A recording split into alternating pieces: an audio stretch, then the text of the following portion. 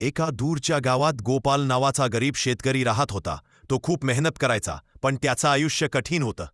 त्याची बायको गौरी आणि मुलगा चिकू त्याच्यासोबत राहत होते. घरात साधा जेवण असायचं, तरी ते तक्रार करत नव्हते. एक दिवस गोपालला रस्त्यात एक सोनेरी कोंबडी सापडली. तो तिला घरी घेऊन आला. सगळ्यांनी तिला प्रेमाने ठेवलं. दुसऱ्या दिवशी कोंबडीने सोन्याचं अंड दिलं. सगळे खूप खुश झाले. सोनाराने सांगितलं की अंड खरं सोनं आहे. कोंबडी रोज एक सोन्याचं अंड देऊ लागली. गोपालचं आयुष्य सुधारलं. नवं घर, चांगली शेती आणि सुख आलं. पण हळूहळू गोपालला लोभ आला. तो म्हणाला, कोंबडीच्या पोटात खूप सोनं असेल. गौरी आणि चिकूने त्याला थांबवलं, पण गोपाल ऐकला नाही. त्याने कोंबडीला मारलं, पण आत काहीच सोनं नव्हतं. कोंबडी गेली, सोन्याची अंडीही थांबली. गोपाल पुन्हा गरीब झाला. त्याला खूप वाईट वाटलं. त्याने आपली चूक ओळखली. तो पुन्हा मेहनत करू लागला. त्याला एक मोठा धडा मिळाला. शिकवणं, लोभ वाईट असतो.